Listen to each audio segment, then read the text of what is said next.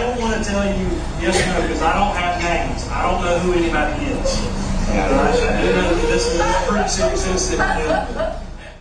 She was a star athlete, a dedicated nursing student, and the light of her family. But a routine jog turned into an unimaginable nightmare. This is the chilling story of Laken Riley, a young woman who fought with everything she had against a predator hiding in plain sight. What led to this senseless tragedy? And how did it ignite a national debate on immigration and justice? Stay tuned for the gripping details of the investigation, the trial, and the fight for justice. Today, we uncover the timeline of this chilling case and the broader questions it raises.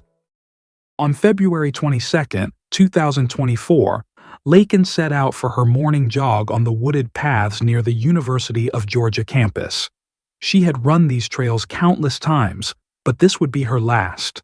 Here's how that fateful morning unfolded. At 8:55 a.m., Laken sent her mother, Allison, a simple text. "Good morning.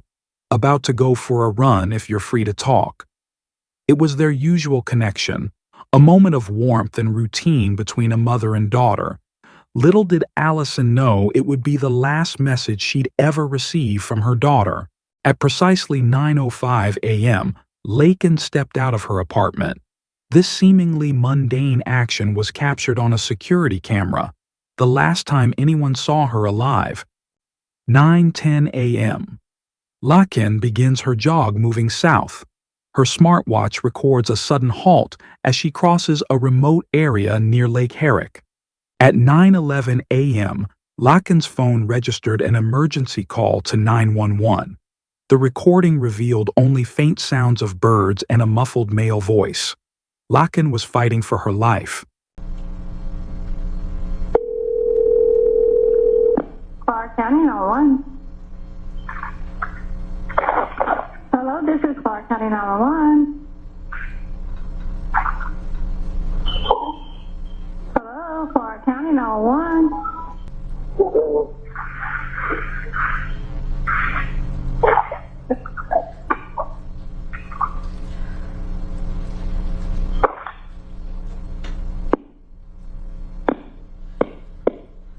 Dispatchers hear only silence before the line disconnects. By 9:24 a.m., Allison had returned Laken's call, but there was no answer. Concern began to take over, leading to a flurry of texts. "Call me when you can." Then later, "You're making me nervous not answering while you're out running. Are you okay?" These unanswered messages became harrowing evidence of the tragedy unfolding. Police believe this is when Jose Antonio Ibarra attacked her. Jose Antonio Ibarra, a name that now sends chills through the Athens community. A Venezuelan immigrant, Ibarra entered the U.S. illegally in 2022, crossing the southern border near El Paso, Texas. In the months leading to his heinous act, he lived under the radar, with no known violent history but alarming signs of a dangerous predator. Authorities revealed that on the day of Laken Riley's murder, Jose Antonio Ibarra was hunting for victims. He prowled the University of Georgia campus, spying through windows and lurking in shadows. Earlier that morning, he reportedly attempted to open the door of another female student's apartment in what investigators described as a clear escalation of his predatory behavior. His intent was chillingly evident: to find an unsuspecting target. And at some point in the morning, did you notice something unusual? Yes, I did. I heard some fidgeting sounds on my front door. Where were you when you heard those sounds? I was in the shower. Describe to the court what you actually heard. I was in the shower and I heard somebody trying to open my door. And initially I thought it was coming from upstairs, but when I stepped out of the bathroom, I noticed that it was coming from my front door. When I went to see who it was, I saw someone through the peephole trying to open it. Could you describe the person that you saw? The person had a black hood, black hat, black jacket, and black gloves, but I could not see the person's face. Why couldn't you see their face? I think it's because of the cap. It was blocking their face. And when you said they ducked down, what do you mean by that? So the moment I said hello, who is it? They ducked down, I think, to avoid being seen through the peephole. I saw them bending and walking away. Here is the call recording to 911 by that female. I was in the shower and then I heard some noises and I came to check that I saw through the peephole. Someone was trying to open the door and then I said, excuse me, and then they just ran away and then now they kept trying to look through my window. Okay, and what's going on? Hello, I think someone's trying to break into my apartment. Okay, what's your address? Street and Royal Road, building at 414. You're on UGA campus or what? Yeah. Let's see you over. Thankfully, that student noticed the disturbance and locked herself in, unknowingly escaping what could have been a horrific fate. But fate wasn't as kind to Laken Riley. Hours later, Ibarra crossed her path as she jogged alone on the quiet trails of Lake Herrick. She was everything he sought, isolated, vulnerable, and unaware of the danger stalking her. What began as a serene morning run turned into a desperate fight for survival. Laken resisted with every ounce of strength, but Ibarra, armed with a rock, delivered fatal blows, silencing her forever. 9:28 a.m. Data from her smartwatch ceases, signaling the end of her struggle. After Laken Riley's mother noticed her daughter wasn't responding to calls and texts, she became alarmed and reached out to Riley's friends, urging them to check on her. One of Riley's friends, accompanied by their dog Champ, began searching for her along the jogging trail Riley often used. The search initially led them to a chilling discovery: Riley's earpods lying abandoned on the ground near the intramural fields at the University of Georgia. The absence of further signs raised immediate fears, prompting her friends to contact authorities. Their testimony later in court painted a somber picture of that day's events. When I got service, I had some text from Connolly, my roommate, asking me to check around the house to see if I saw Laken anywhere. And then once I got into the house, I got a phone call from Connolly and from Lauren. Who's Lauren? Lauren's Laken's younger sister. After you got the call from Connolly and from Lauren, did you look for Laken? Yes, I looked for her around the house and outside, in her car, kind of everywhere, every room, every corner, a few times, and I didn't see her. What did you do after that? I grabbed my dog and I decided to check her location on Find My iPhone, and then got my dog on his leash and started heading out to go towards her location. The friend recounted the eerie moment of finding the earpods and realizing something was terribly wrong. Oh, how did you find the AirPod? Champ was sniffing a lot, and so I looked down because he was really fixated over a specific area where I kind of had stopped, and he was pulling, and then when I looked over, I noticed there was like a white AirPod, so. Hours later, at 12:30 p.m., Laken's body was discovered off the jogging trail. She had fought valiantly, but her injuries, blunt force trauma inflicted by a rock, had proven fatal. The vibrant life of a young woman with endless potential was extinguished. This marked the beginning of a larger investigation that unraveled the horrifying crime committed by Jose Antonio Ibarra, who had allegedly been prowling the area hunting for victims that same morning. Laken's friend, accompanied by their dog Champ, searched desperately along the jogging trail after Laken's mother raised concerns about her unanswered calls. The discovery of her earpods heightened their fears, but despite their efforts, they couldn't locate her. Realizing the gravity of the situation, they called the police for help. Police scoured the area throughout the day, but it wasn't until the next morning that the heartbreaking discovery was made. Sergeant Kenneth Maxwell, searching deeper into the forest, spotted a lifeless form hidden beneath a thin layer of leaves. It was Laken Riley. Acting quickly, Maxwell began CPR, describing in court his desperate attempts to revive her. He recounted how he performed chest compressions, his voice cracking as he admitted the chilling reality. Laken was already gone. Oh, shit. To the university, I found her. Ma'am. Oh. I need EMS immediately. This is the location where the phone pings.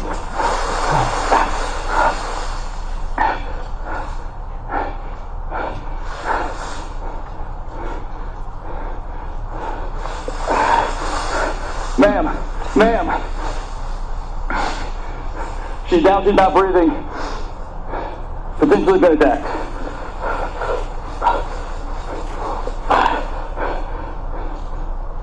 Starting CPR now. 1, 2, 3, 4, 5, 6, 7, 8, 9, 10, 11, 12, 13, 14, 15, 16, 17, 18, 19, 20, 21, 22, 23, 24, 25, 26, 27, 28, 29, 30.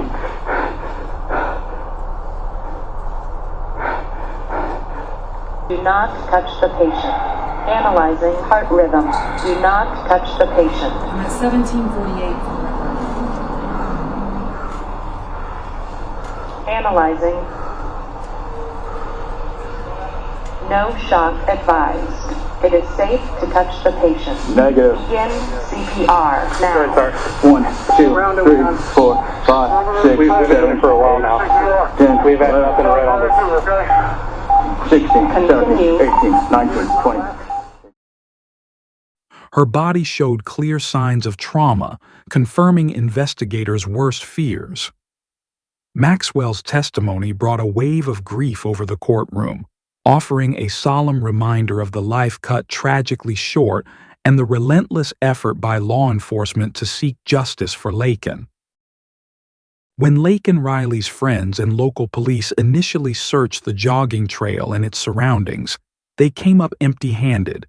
With no significant leads or evidence, the case seemed to stall, leaving her loved ones in a devastating limbo. But fate took a decisive turn the very next day. A local officer, while conducting routine patrols, noticed a suspicious jacket discarded in a trash bin near the University of Georgia campus. The jacket appeared blood-stained, and upon closer inspection, strands of hair were tangled in the fabric. Alarmed by the discovery, the officer immediately contacted the lead investigators handling Laken Riley's case. Forensic analysis quickly confirmed that the hair strands matched Laken's DNA. CCTV footage revealed that Jose Antonio Ibarra, the man already identified as a potential suspect, was seen dumping the jacket that morning. Investigators then traced his movements further and discovered that Ibarra had also discarded a pair of blood-stained gloves in nearby bushes, attempting to cover his tracks.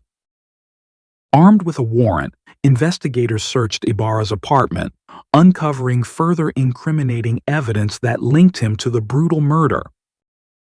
With critical evidence in hand, the blood-stained jacket and gloves, along with surveillance footage, investigators moved swiftly to locate Jose Antonio Ibarra.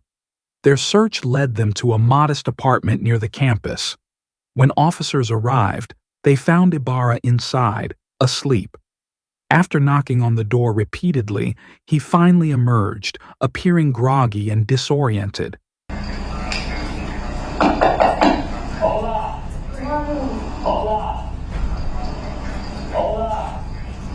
Policia!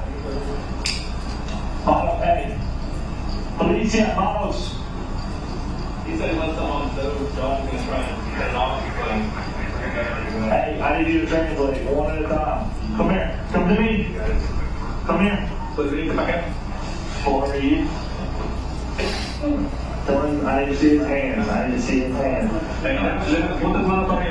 Tell him to slowly get out. Ask him to get anybody else.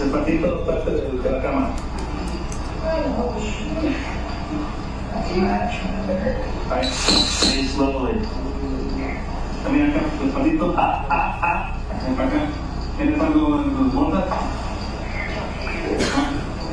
¿Hay alguien más aquí dentro?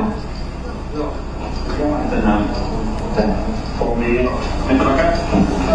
Officers immediately noticed fresh scratches on his hands and arms, a detail that raised further suspicion. When questioned, Ibarra attempted to feign innocence, nervously claiming the injuries were from a recent fall.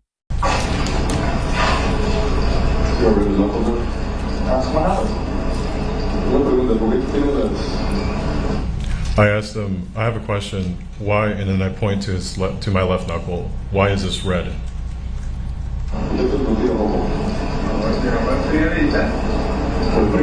He responds by saying that because of the cold. Because of the what? The cold. What happened to his arm? What happened there? I asked him what happened there, and he said that he had a scratch, but he didn't exactly explain from where or how. What happened there?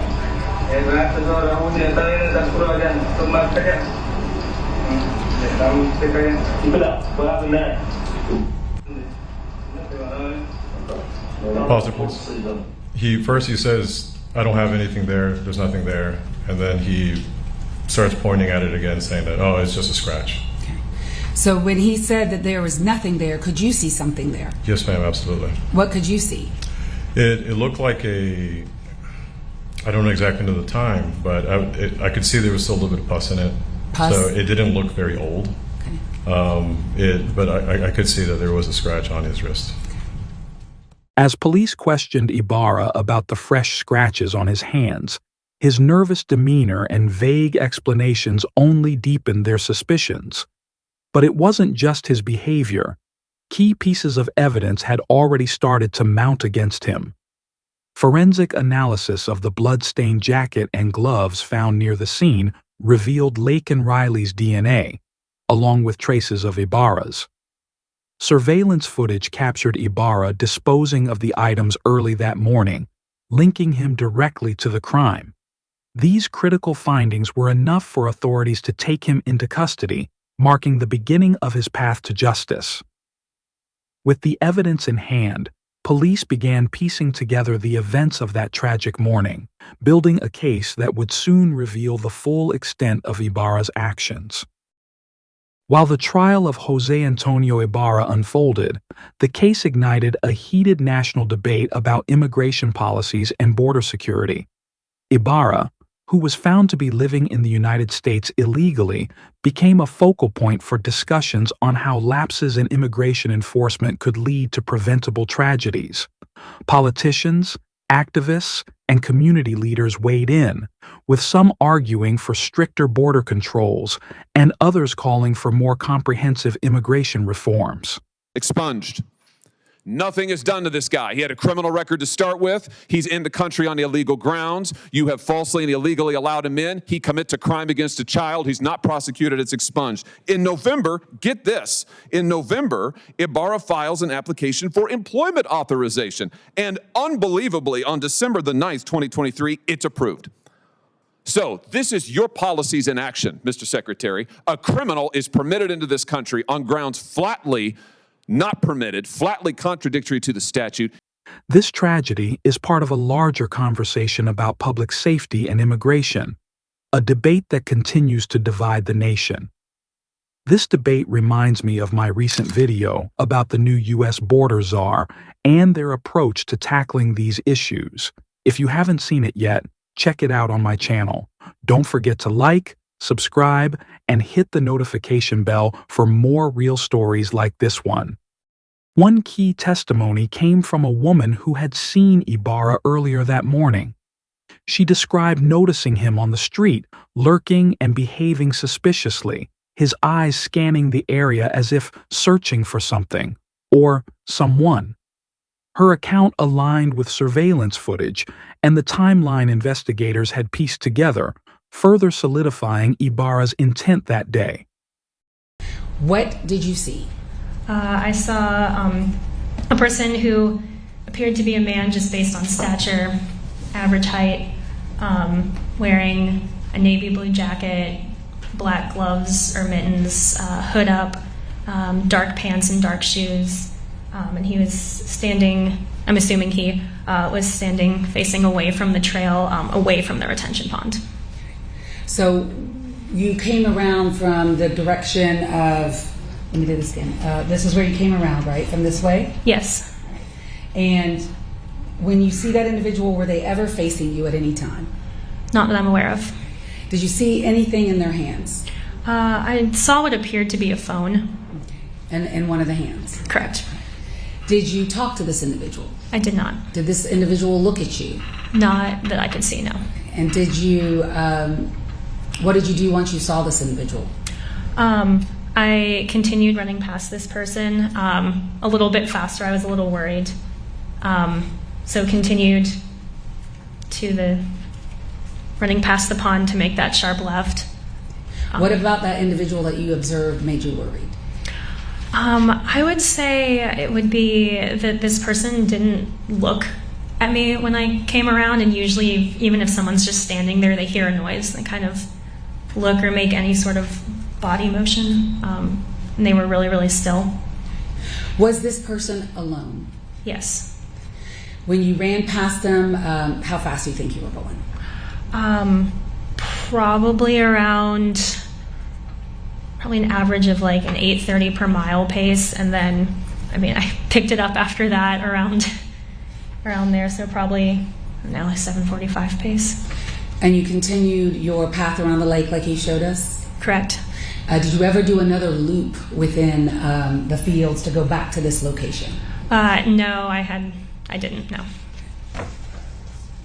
During the trial, critical forensic evidence was presented that underscored the brutality of the crime.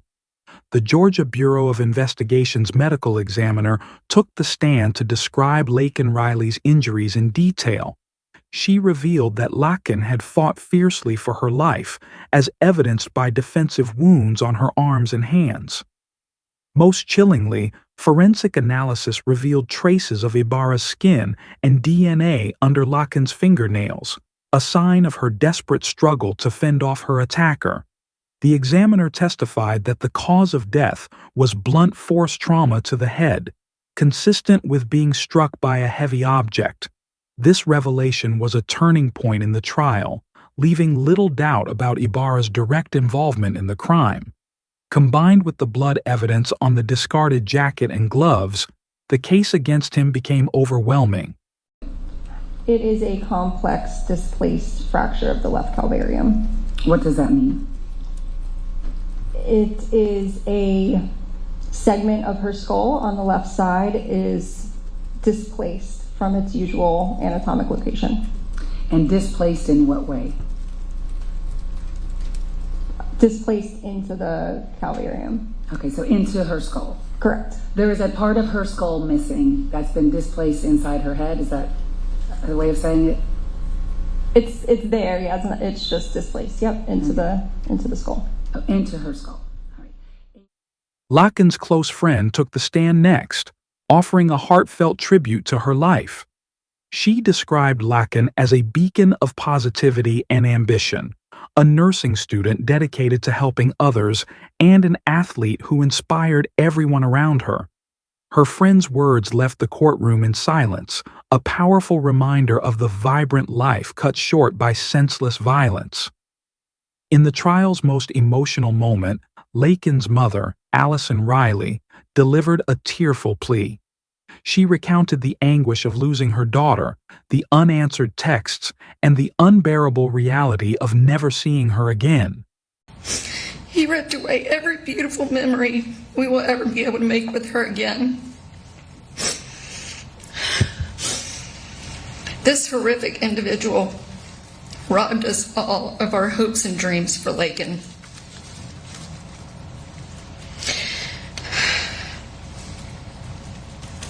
Your Honor, I'm asking you to please give Jose Ibarra the same thing he gave us when he made the choice to take Laken's life and destroy ours. He showed no mercy on Laken when she was begging for her life.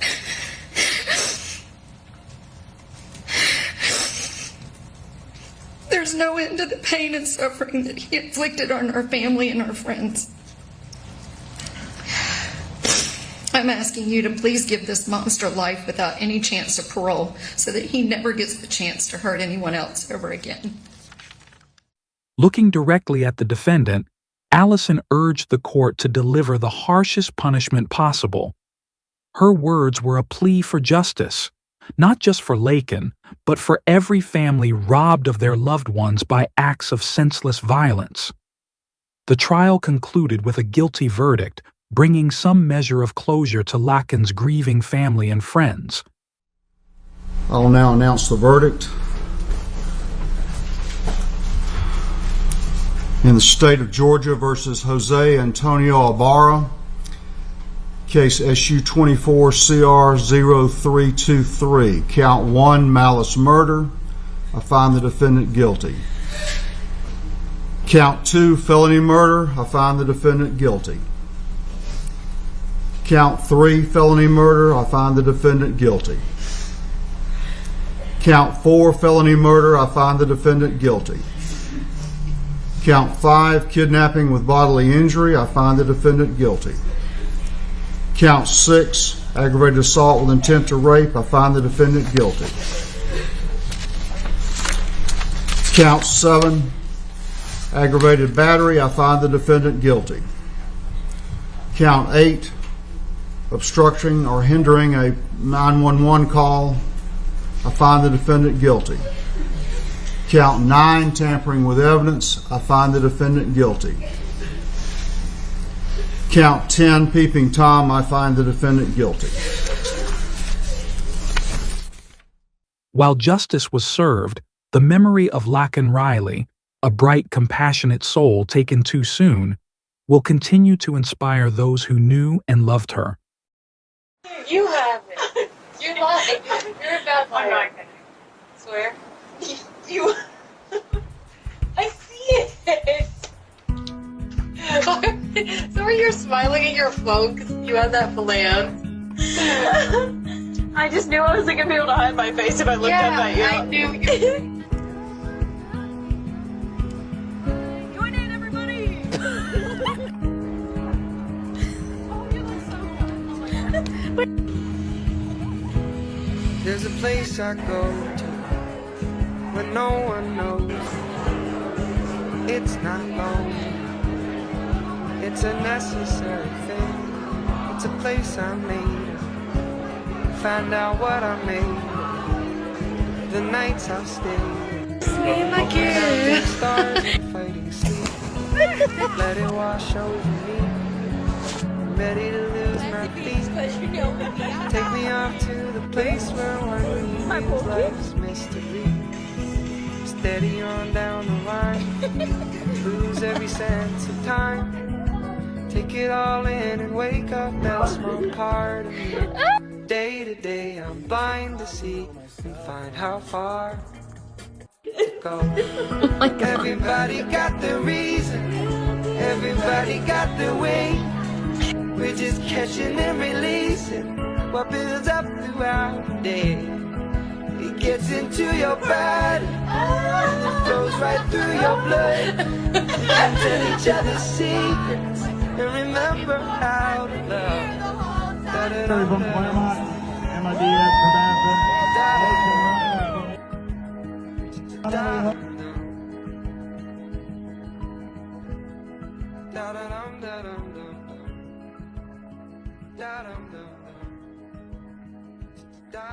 Hey kids, this is your mom and her college roommate that she talks about all the time. Auntie Laken, TT Laken. TT Laken. This is gonna be. I mean she.